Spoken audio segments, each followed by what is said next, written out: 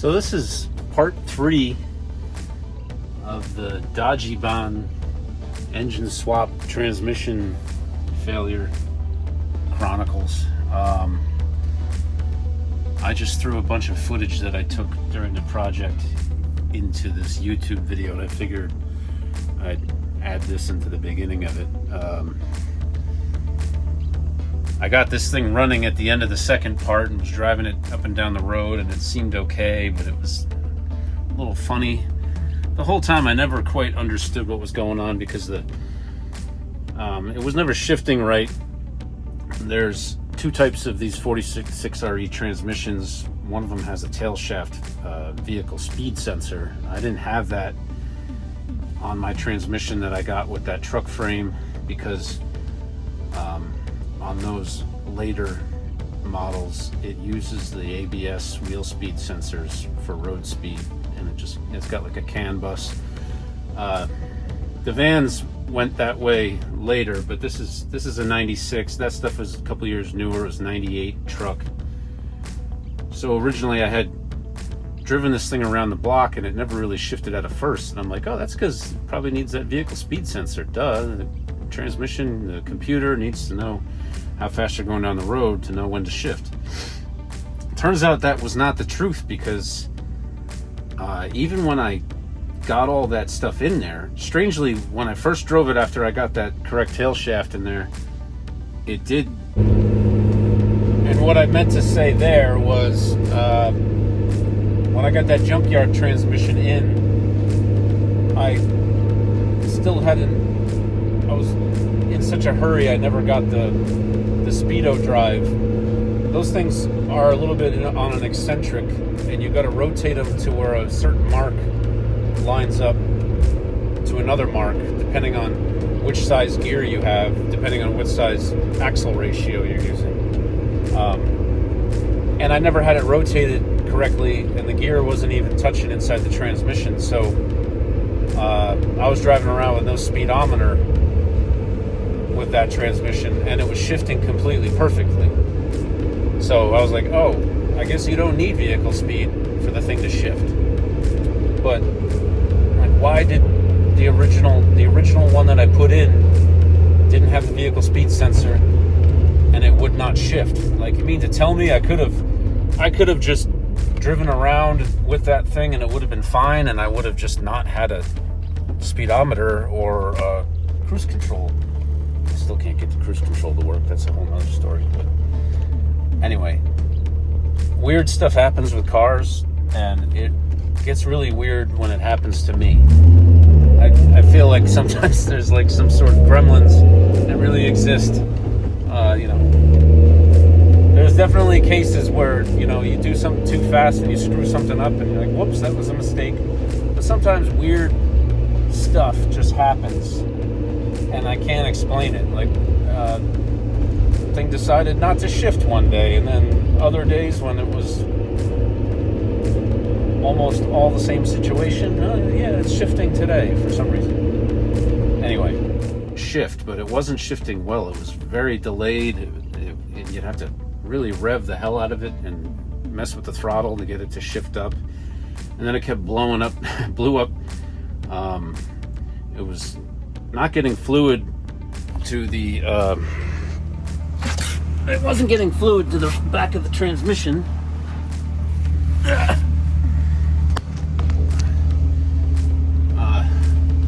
Into all this overdrive housing area. I couldn't figure out why. The first time it roasted the clutches and stuff. And I thought that was all because of what happened with the too long of a drive shaft that was hammering against. This thing originally was too long, and it hammered against the thrust washer at the front of the overdrive, and there's a mess inside there. I got all that cleaned out. It didn't ruin any of the clutches or anything in the front of the transmission, so I bought some parts and I thought that it was going to be okay, but then it still screwed up and fried all that stuff. And this thing leaking. I put this T-fitting see this? Where the hell are we? Right here. I bought this temp gauge for the dash because I was scared of getting this new transmission hot. And it came with these fittings with the little crush ferrule things, compression fittings for fractional line, like 3/8. And these lines, these new transmission lines I have on here are 10 millimeter. I got it to fit, but it didn't work right, and it drips ever so slowly, and my new transmission leaves puddles. I have a new fitting that I got to put on there so that won't drip. I did all that. I threw a. I'm losing track of the timeline of what happened, but the original transmission screwed up, and it was so roasted inside. I was like, I'm not going to be able to fix this. I had to get this van to the Nelson Ledges campground for a show with my band. I needed to move my drums. I had no real other way to get there, and it was a campground, and I was like, I'm not going to the campground without the van that I can sleep in. Like, I'm going to make it work no matter what. And I just bit the bullet and bought this junkyard transmission, put it in, and just with one ride home, something else happened, and it was something to do with fluid flow to the back again. It welded the clutches for the overdrive apply to the steels, and the van was stuck. I could drive forward fine, but it was not able to drive backwards or even roll backwards. So I'm like, what the hell's going on? I made it to the campground.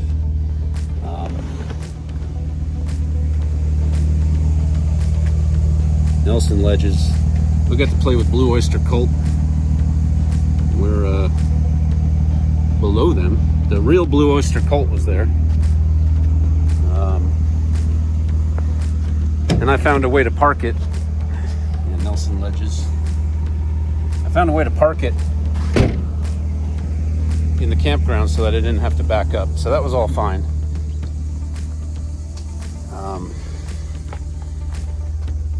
After that whole drama, I took both of the transmissions apart, and I'm like, I can make one good out of what I have here. I don't know what's going on, but I'm learning. This isn't that hard.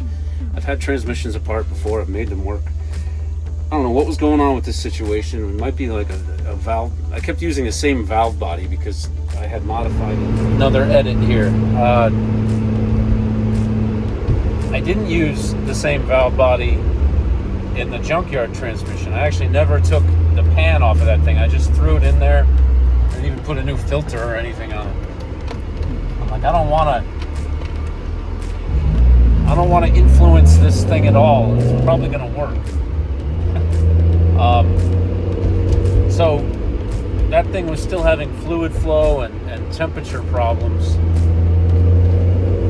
No matter what valve body or transmission I was using, it was something to do with the cooler or that check ball, from what I can tell, with that Transgo kit. And I kept checking my work. I couldn't find anything that I could have done wrong, but I don't know. Something was screwing with this thing. The one thing I did finally change, which people have recommended, but I didn't do it originally because my transmission lines are brand new, and I'm like, this is how Dodge designed this. Why would I change their design? But people say, get rid of the check ball in the cooler lines. It will destroy your transmission. And it's like, yeah, but like, how is the thing that's in there that's supposed to be in there destroying my transmission? But anyway, we're over here in Chagrin Falls. If you pull out here, it's a road called East Washington Street. There's a place called Transcolonial, basically across the street over there. And they've got a transmission rebuild shop. They also do other stuff. And I was like, you know what? I don't have the facilities to properly build and clean the stuff properly. Something's going wrong, and maybe it's me, maybe I suck. I'm just gonna give it to these guys, and you know, if it costs $3,000, I thought it was gonna be like $2 or $3,000, and I left the thing over there. I put all the transmission parts I had in the back of here, and I said, here, you guys take it. Well, and even though they told me they didn't want to work on it, they said if they did, it would have been way more than $4,000. And I'm like, why? I can buy a transmission off the internet for $2,500 or $2,000 or whatever, and put it in myself. I thought I'd be paying you guys a little bit more labor, because I'm tired of taking the transmission out of the van and putting it back in. I was just gonna let you guys do that, pay you for it. Maybe you would rather have it that way so that you could road test it once you put it in. And, like, why? What are we in, freaking Disneyland here? Why does it cost so much? It's hard to drive a manual transmission while you're trying to film yourself. It's all right. Totally safe. When I finally got in touch with them, well, I left it there on like an off night and put the key in the drop box and left them a long message. They ended up not wanting to work on this thing, and it's like, I get it, but I'm also like, come on, guys. Like, first off, they're like, well, the wiring. Like, what did you do? This thing's supposed to be a V6, and it doesn't have a V6 in it. And they got scared by all of this. I'm like, guys, I'm still getting this thing ironed out. I'm still figuring out if I'm going to have fault codes, and you know. But as far as I know, you know, it's got a fault code for the purge valve and for a fuel tank thing, but there's nothing happening electronically that is saying that I wired anything wrong to the transmission. That stuff is all in the harness, the way that the harness was in the truck. I didn't change any of that. It goes straight to the computer. I don't see how anything could be wrong transmission wise with the wiring. Oh no, well, we got involved. The guy swapped the Cummins into a Ford pickup, and it kept blowing up, and then it was on us, and we don't want to get involved. And then they're telling me they tried to read codes, but they're like, you took the diagnostic connector out of that thing. I'm like, what are you talking about? It's right here. This is a 96, so it's the first year of OBD2. They apparently didn't know that it was a 96 or something, and they were looking for that old DRB Chrysler square connector that lives under the hood on the older vehicles. I said, guys, it doesn't have that. It's OBD2. What? So I'm like, ugh. I'm like, all right. I'm going to New York for a week to sit on the beach. Like, if you guys want to fix this thing while I'm gone, that would be great. Because I've got a thing to do when I get back that I need it for. And they mulled it over, and they got in touch with me, and they didn't want to fix it. I'm like, okay, whatever. And they didn't charge me for any of their time, so I was like, okay, thanks. For nothing. And I went and I just bought a rebuilt unit off of Jegs, which is built by these guys named Moveras. And that whole thing turned into a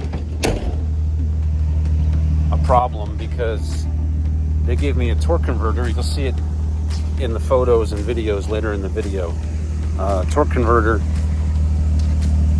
that my other thing that's never done.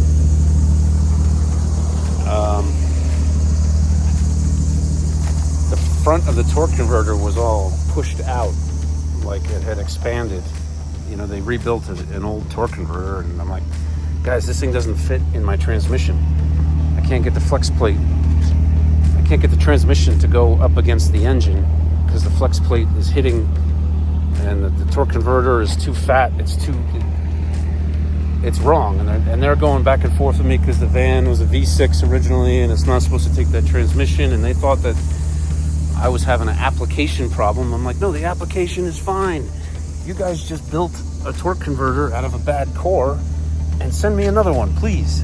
It'll fit. Oh, how do we know it'll fit? I'm like, why do you people not understand what I'm saying?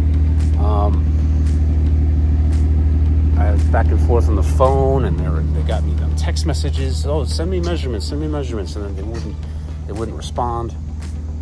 Finally, I got nasty with somebody there, and I'm like, hey, you guys can give me my money back, and I can send this back to you, and you can sell it to someone that has a VIN that matches this application, and they're going to put this transmission in their truck or their van, and they're going to call you just like I'm calling you and tell you that it doesn't fit. Like, it has nothing to do with the fact that my van used to be a V6. This is a faulty torque converter. Finally, they agreed with me. They sent me a torque converter. I'm like, Jesus. So that went in. That all worked out. I put the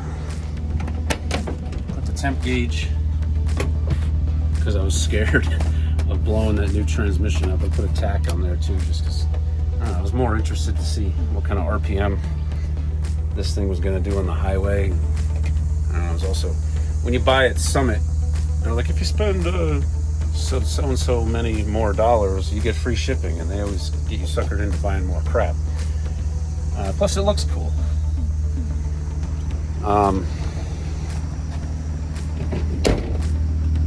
So I've been driving it around on that transmission, and it's been working great.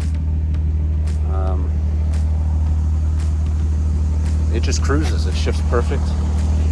And then most recently, I got the 9 1/4 diff in there. That's going to be in the video later too. I found a guy on Marketplace that had a 410 ring and pinion for one of these that was new old stock from when Motive gear was still built in Italy. So it's the Italian ring and pinion, which is I don't know where they're made now. It's probably China. Re-geared that. I've done those, but I was a little nervous about that because I don't know. Ring and pinions are always like, what? Geez, you get the measurements off a little bit. The thing's gonna make noise. But that worked out. I had to move the shock mounts because the van has them both in the front. The width is different. This is a pickup truck axle, so it's a little bit wider, so the way that the tires they poke out a little bit more, but it's fine. It looks a little bit cooler anyway. And it's got a track lock limited slip, which is awesome. So at the end of the video, you'll see this thing doing a smoky burnout. And so yeah,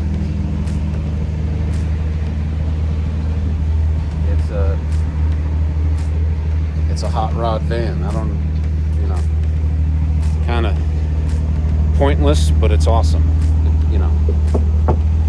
It has a point because I need space for moving drums, and I wanted a little hot rod project.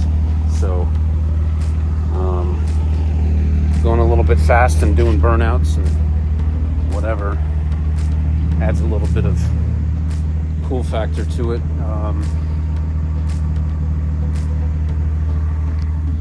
It's got a little bit of issues with Iran and our president, which have made it really annoying to put gasoline in such a thing. So it's been sitting here. This thing runs on premium, but it uses much less of it. I don't even know what I was running 87 in that. I put premium in it once, ran 91 another time. It doesn't seem to run any different no matter what I put in it. So I could probably run it on 87. It's not really high compression or anything. I don't know what the compression is. But yeah, that's the story of the Dajiban so far. Video coming next.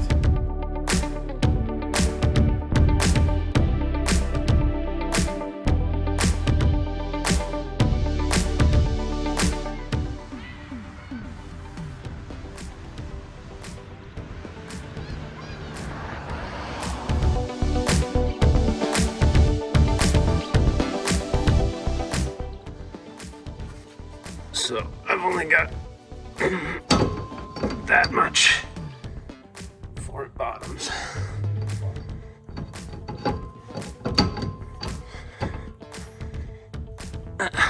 Not cool. When I put the shaft in on the ground, it didn't feel that close.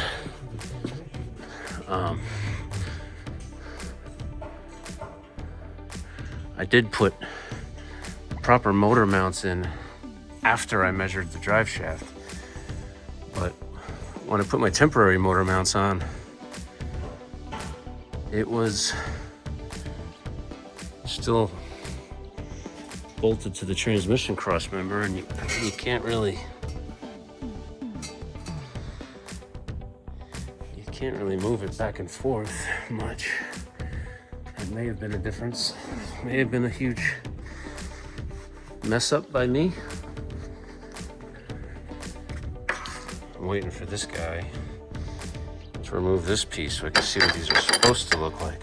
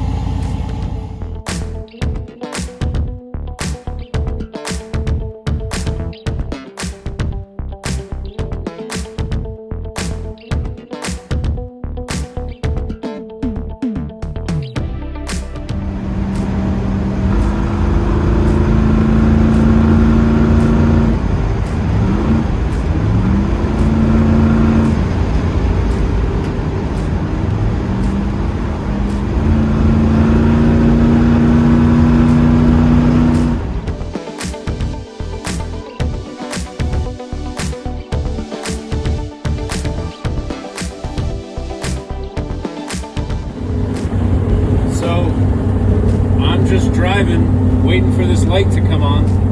When this light comes on, you either are turning the overdrive off, or it's a warning from the computer telling you that the transmission fluid is too hot.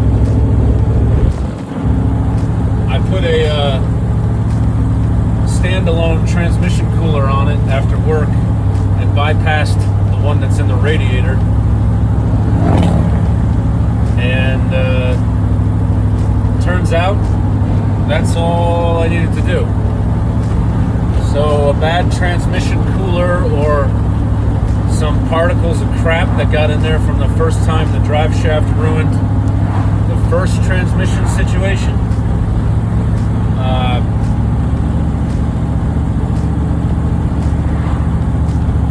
Clogged it up enough to reduce the flow, I guess.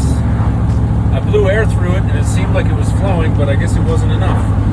And nothing came out of it when I blew air through. For some reason, I've got no vehicle speed now.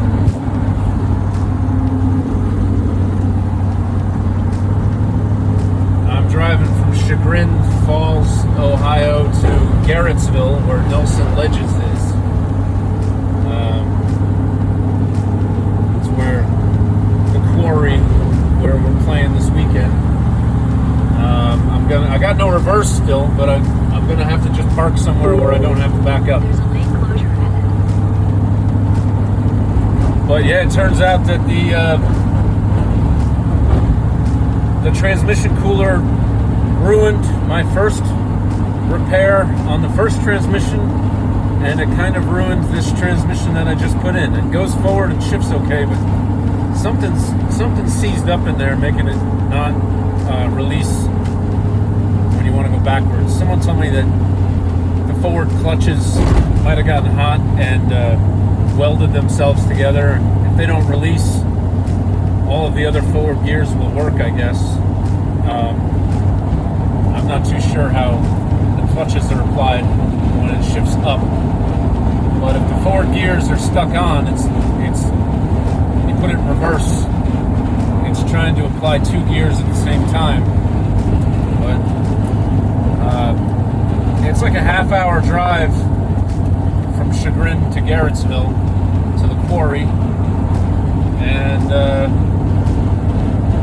no temperature light yet, so I think we're good.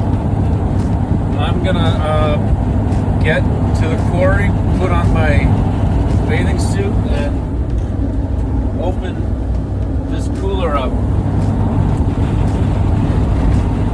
because I'm sick of this fucking van.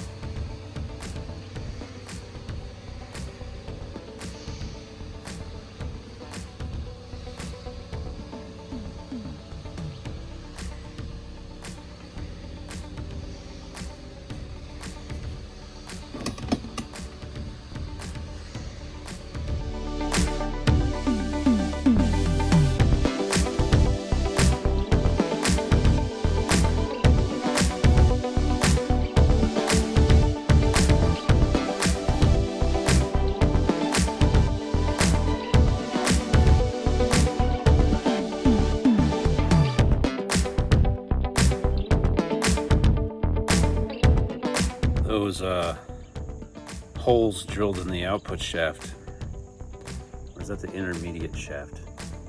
Yeah, it's the intermediate. I forget at this point.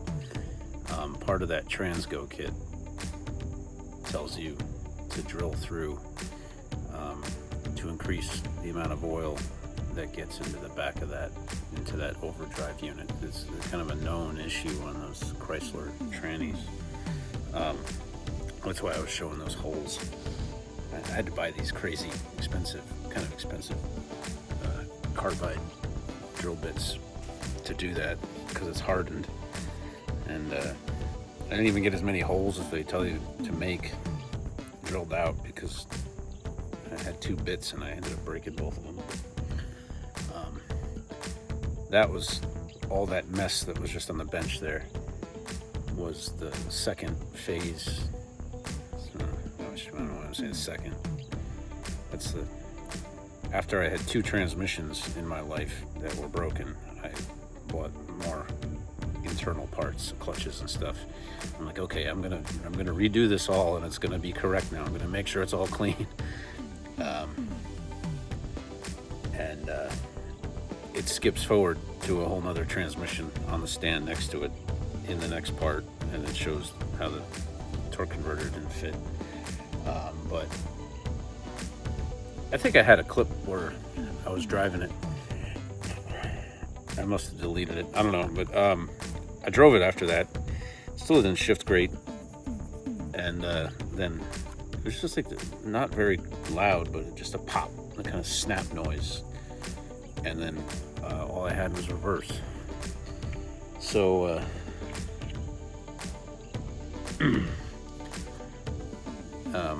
I drove. It was pretty far. If you look, if anybody knows, Chagrin Falls, you got Savage Road and then West Park Circle. There, it's almost a mile, I think, apart. I had to drive the thing in reverse on the shoulder with my hazards on, all the way from Savage Road to West Park Circle. And I don't know how I wasn't completely losing my mind and smashing everything that I saw and kicking the windshield out.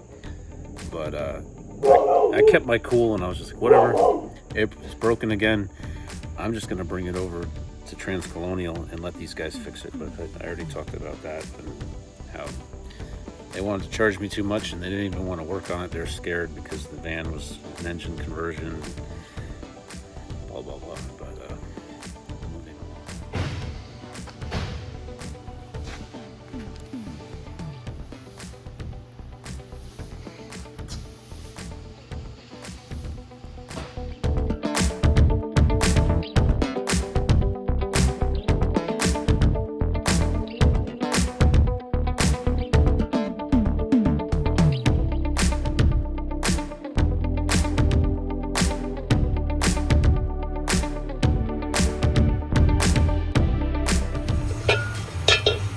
The bolts that hold the flex plate to the crank are going to be hitting the torque converter before these can even bolt up. What the fuck is going on here?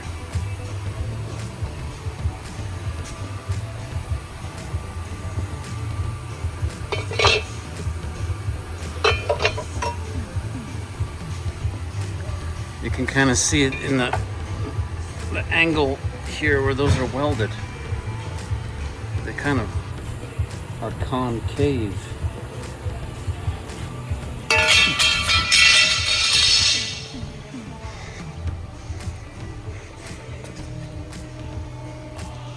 And these are flat. Maybe they're a little concave.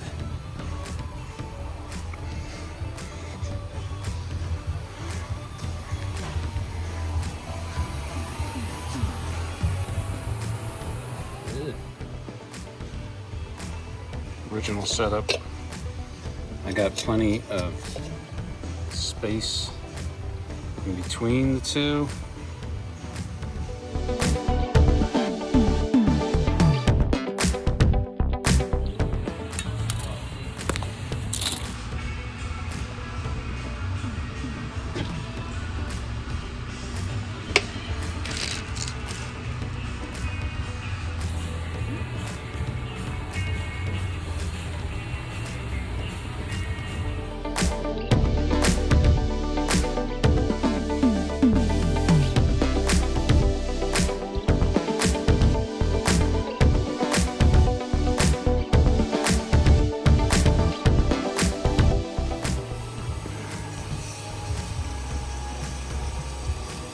Stuff smells like it's just kerosene.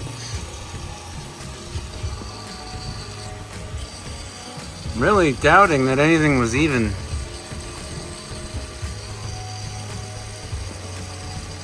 in that factory cooler. It looks fine. But these were new lines. And I remember looking in here when I first put them in, and there was a check ball, but it looked like a plastic hard plastic ball.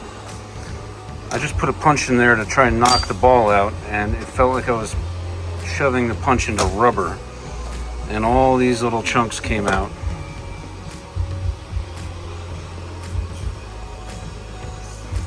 So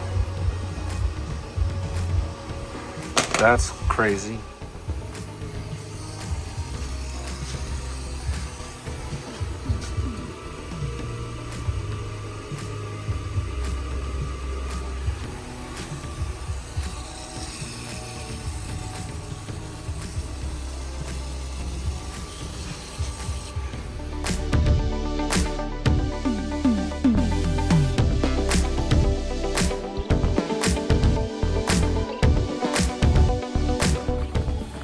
And it's possible that this little $5 part here is the whole reason why everything went to shit. I knew that this had a brand new thermostat in it, but when I first put this engine in and filled it with coolant, there was an air pocket. I didn't know about it. Thought I had enough coolant in there, and it got hot. And it must have made the thermostat stick, because later on, as I was driving it down the road, I realized the temp gauge was always on cold. So it's possible that the PCM never put the torque converter into lockup because the engine's not warm. And I'm like, well, thermostats go bad all the time. They don't blow transmissions, but also I was kind of hammering on it.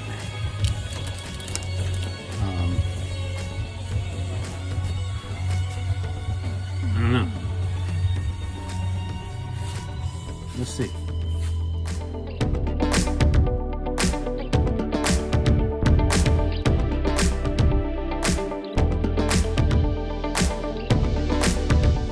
Welcome back to Dodge Vanovision.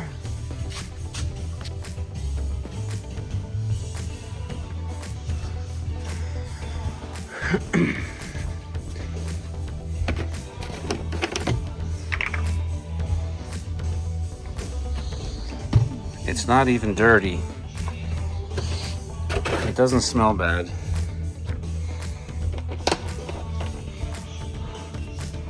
I don't know what happened in there, but the transmission shop didn't want to touch it. They were scared of all of that stuff. I said, come on, guys. She doesn't look like much, but I'm just not done taping her up.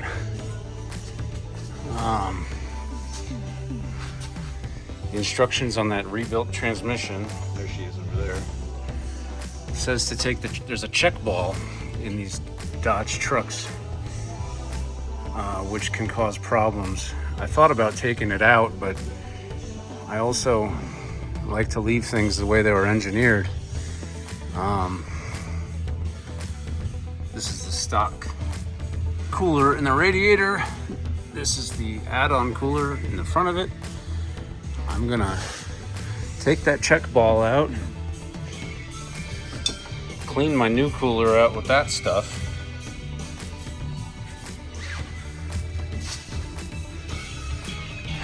install this thing in the line,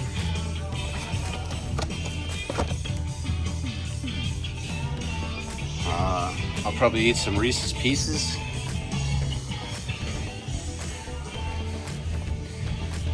And then that goes in. I should have done that in the first place. Transmission shop was going to charge me like $5 or $6 grand by the sounds of it. And these shipped to your door for $2,500 from Jegs. I gotta give them one of my old transmissions back as a core. And we'll see what happens. I also acquired some rear end. Had some new old stock made in Italy gears that they're brand new for the install kit. This is a 8.25 which from what everybody tells me, it can be built to hold up and it would probably be fine in this, but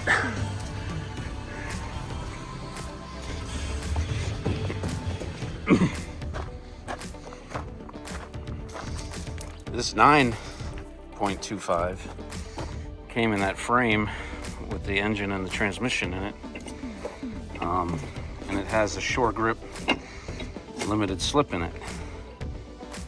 The van axle does not. So I get beefier rear, positive traction, sure grip. The only drawback is that's a 355 and so is this, and I'm not really improving my gear ratio. So that's why I bought the 410s.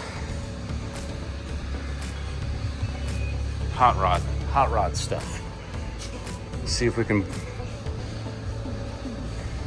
get down the road this time without blowing things up.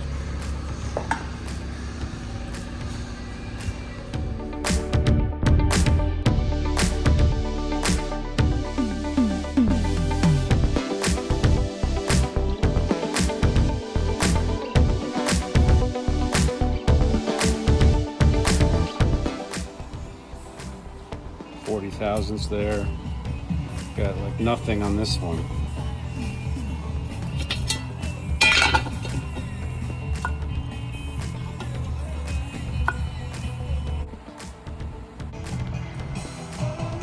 Okay, you can see where the bosses are. This is the flex plate's not even touching right now because it's already touching the front here in the center.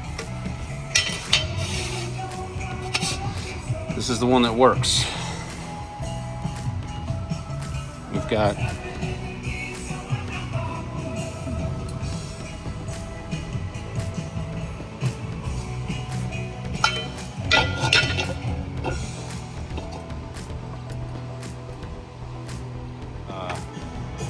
this one's laying right on the face of the converter in the middle. The places where the bolt pad, the mounting pads are, don't even touch. Because it's so high up in the center.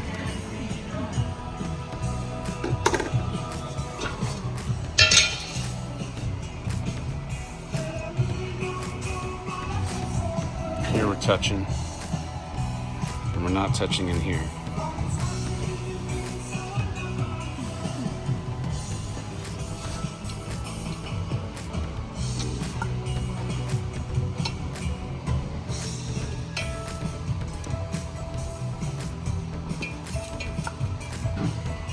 Yeah,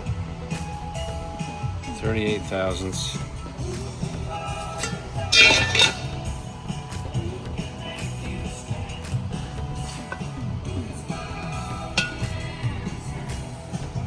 $18,000s.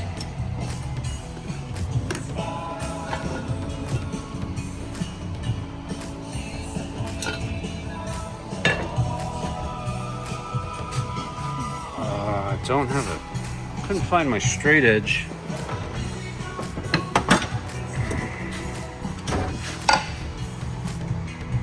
I don't even know what this is.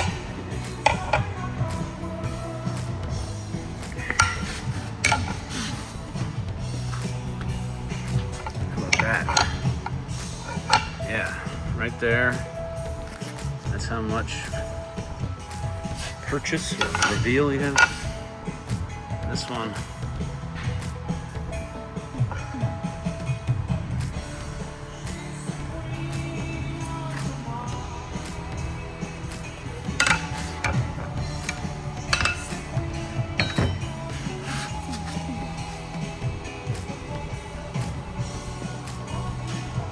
This is how my flex plate fits on the original unit.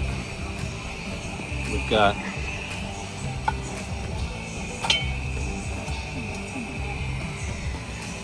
$39 thou from the back of the flex plate to the front of the converter. We put it on here.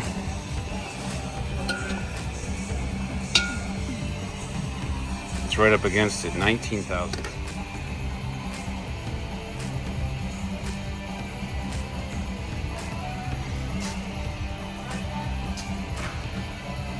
You can see this. It's not like this.